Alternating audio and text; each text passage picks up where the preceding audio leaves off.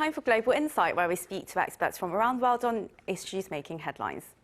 Now, the World Bank on Tuesday warned that the world is entering a protracted period of feeble growth and elevated inflation, slashing its global growth forecast to 2.9% for 2022. The bank added that many countries are likely to face recession, and with the prolonged impact of the COVID-19 pandemic and Russia's invasion of Ukraine stretching on, the bank is also warning of the danger of stagflation as price levels currently run at multi-year highs across the world. Now, to discuss this seemingly uncontrollable global phenomenon that we're facing, we're joined by Robert DEKLE, Professor of Economics at the University of Southern California, and Hee-dong, Professor of Business Administration at Ewha Womans University. Very warm welcome to you both, and well, let's start with you, Professor DEKLE. Now, let's begin with the largest economy in the world, the United States. I mean, why are price levels remaining so high, and to what extent has the Fed's tapering worked so far? Well, there are consequences of both the demand side, which was the massive fiscal spending that the United States undertook from the middle of 2020 to the beginning of 2021, and also the very loose interest rate policy of the Fed. And that's the demand side. And on the supply side, it was the closing of the much of the service industries in the US.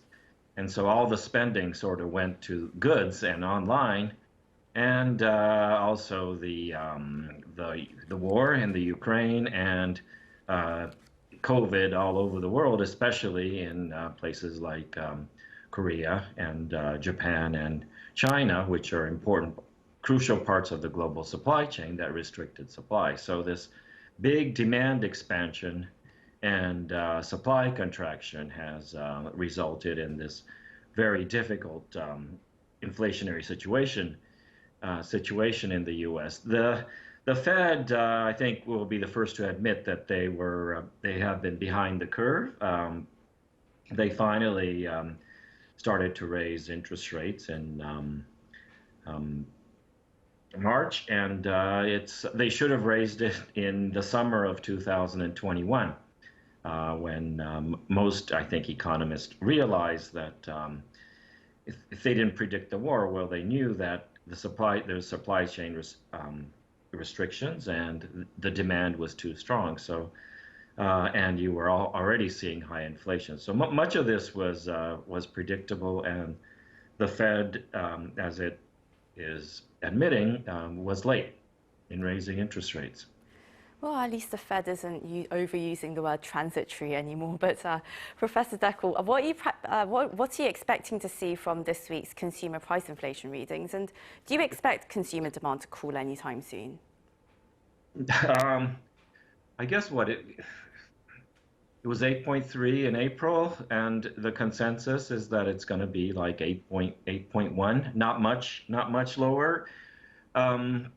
You know, if there's no more price increases from, say, June until December, let's say prices are absolutely flat, then the inflation rate by December may be 4% or so, a little bit over 4%, but that's making a very strong assumption that there's not going to be any more price increases, and there could be more energy increases. Also, service sector people who were finally getting back to their jobs, they're demanding more wage increases, right? And that's going to contribute to inflation, and rents are going up. So I think it's going to be here to stay for a while, and certainly May inflation's not going to be that low, and it's not going to fall that much until even in December. I mean, we probably would have 5.5% inflation then, if not higher.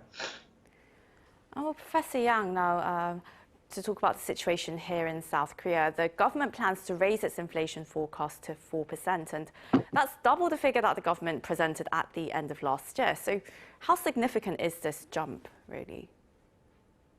Well, you know, Korea has struggled a lot with this high the inflation rates. I mean, say in this year, we have about 3.6 and 3.8 in January, February, and we had 4% ranges in March and April. But in May, the CPI has increased by almost 5.4%, which is the largest in the last 13 years since year 2008. And oil prices have increased about 35%, and livestock increased about double-digit, like 12%. But more seriously, the agriculture stuff have increased almost by double. The onions have increased by double, and the cabbages have increased almost by 60% YOY. So KDI adjusted the estimation from 1.7 to 4.2. And BOK also adjusted their inflation forecast from 3.1 to 4.5. There are many reasons for this behind this very high skyrocketed the inflation rate. But I think that there is a mixture of both the supply and demand side. As for the supply side, you can think about the three factors. The first one is the problem in the supply chain. For example, some countries have banned the export of their wheats, like Russia, Ukraine, and India had banned the export of wheats. And Malaysia has banned the export of the chicken. And the second factor for supply chain problem is on oil prices increase due to the war between the Ukraine and Russia.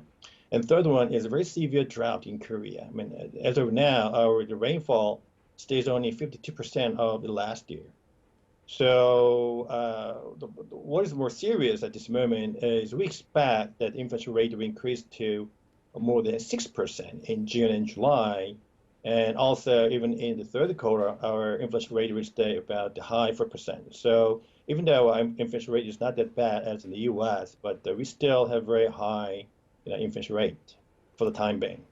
Right, and the World Bank's report on Tuesday indeed forecast that inflation will be with most countries for the rest of the year, and while it's also downgraded the World Economic Outlook, growth outlook as well, Professor Yang. And the South Korean government's GDP projection for the year of 2022 is also expected to be lowered from the current 3.1% to between 2.5 to 2.9%. And well, would you agree with this forecast?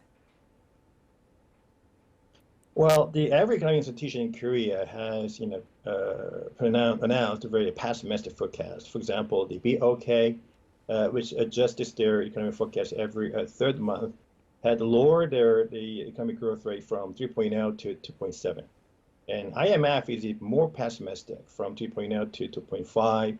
And KDI also adjusted the economic growth to 2.8. Well, one of the major reasons for this pessimistic economic growth forecast is on the high interest rate. The BOK had increased the base interest by 0.25% point about 2 weeks ago to 1.75. And many experts estimate that this basic interest in Korea will increase to 2.5% at the end of this year, because we are very concerned about the overturn of interest rate between the Fed and the BOK. Because if our interest rate is lower than the Fed, then lots of the foreign, the currencies will flow out of this country back to the U.S. But the BOK is really struggling. It's kind of deadlock situation because they may consider the impacts of interest rate on both, the inflation pressure and also the economic boost. If the economic growth stays a very stagnant, a very pessimistic, or even very terrible level, probably they may adjust their original plans to increase their base interest to 2.5 to the lower level. Let's see what happens. I mean, it really depends on the tension between the pessimistic economic growth and also the inflation rate. And Professor DEKLE, now the Fed is also in quite a sticky situation, really. And what will it take for the Federal Reserve to lower inflation to its target rate of around 2%? It's going to require a recession in the U.S. There's no way around it. That you can lower. Let's say in December it's 6%. Within a year, to lower that to 2%.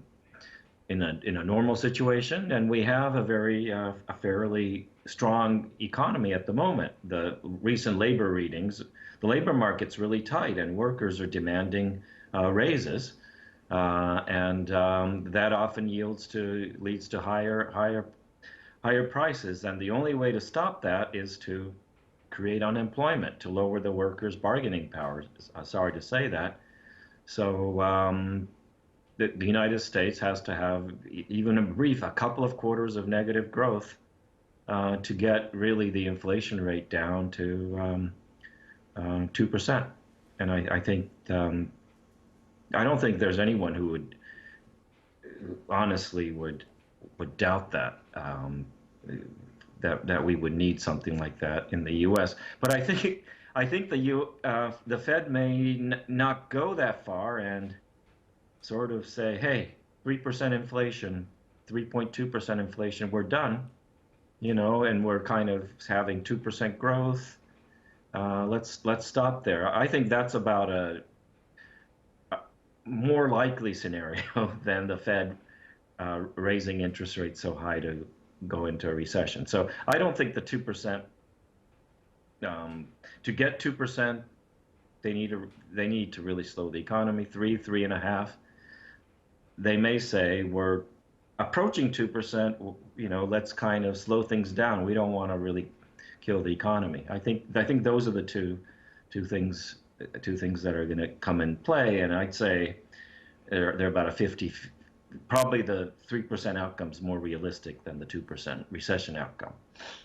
Then, Professor DEKLE, do you think the Fed is going to maintain its current schedule of rate hikes, the one where there seems to be? Yeah, I think so. I mean, it's not that aggressive. It's saying what, by 2020 the maximum is 3%, and some Fed officials are saying no, we're going to keep on raising rates until we get inflation down to 2%. But yeah, I think the 3%, 3.2% in a year and a half is, you know, very. It's the rate of increase, but still real rates. The nominal rate of interest minus the inflation rate is negative. So, you know, that means that the cost of borrowing after inflation is still negative, and that's pretty stimulative. So, yeah, I think they'll raise it to 3%. Near 3%, but that's not enough. That's not going to be enough. Professor Yang, while meanwhile price levels continue to stay high and soar even higher, and while given the surge of consumer prices here in South Korea, the government plans to roll out 8 billion won worth of discount coupons for agricultural meat and so fishery products, as well as very key food items such as, you know, eggs, dairy, cabbage, that sort of thing. Do you think it's going to help? What kind of long-term measures do you think are needed? Well, this is quite interesting and very dramatic policy by the government, because this is the second year of this policy. I mean, the agriculture discount coupon. And this coupon will apply, may help to reduce the retail prices by 20 over 30% at the moment when the consumers purchase those items. And the current government has listed about 24 items that could benefit from this, you know, the discount coupon. But personally, I think the policy has a very limited impact. The first reason is this coupon may be applied very automatically at the offline retail stores. So consumers may not recognize this is the genuine, the real, or the current, the retail prices, or the result of the discount coupon, you know, the policy. And second, this coupon is applied only up to, you know, the 10,000 won, which is a very, very small and trivial amount. If you visit the retail stores, you may, you know, lots of customers may pay up to like 100,000 won or 200,000 won just for the, you know, agriculture stuff. So 10,000 won limit is very, very small compared to the average consumption about the agriculture stuff, the shopping. So, and what should government do? Instead of this kind of very temporary policy, I think the current government need to promote and nurture the fundamental supply and demand situation. For example, the Korean government has organized the agriculture product price stabilization fund. So they should use this fund to, you know, help consumers recognize and feel the real reduction of retail prices. And second, the policy is to you know, help the problems with the drought. As I already said, the current rainfall stage is only 52% of the last year. So the current government needs to invest a lot of money to promote the investment on the dam constructions, and all the reservoirs, etc. So these are more the fundamental, the solutions to overcome this, serious inflation problem, particularly for the agricultural and livestock problems. My final question to you, Professor Yang. Now, the Yoon Suk-yeol government is expected to announce its general economic policy directions next month, I believe, at the Jeju Forum by Finance Minister Chu Kyung-ho. But what kind of measures are you expecting to see? I mean, so far it seems that most of its economic growth policies are very conglomerate-centered. So what kind of directions do you at least hope it will set out to really enhance income security and sustainable job growth, particularly at this time? Well, this government has clearly and publicly announced that their vision and their philosophy is almost opposite to the previous government.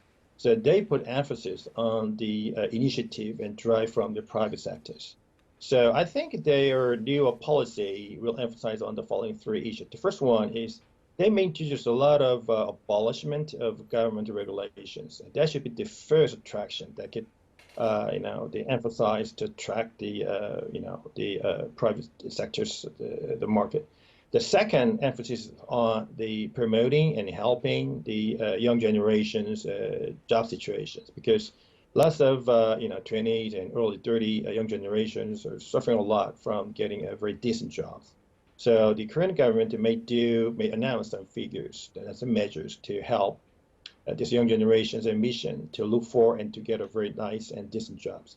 And third emphasis will be on social welfare. The social welfare is not just for the vulnerable people. It's also for pregnancy or many, all generations, etc.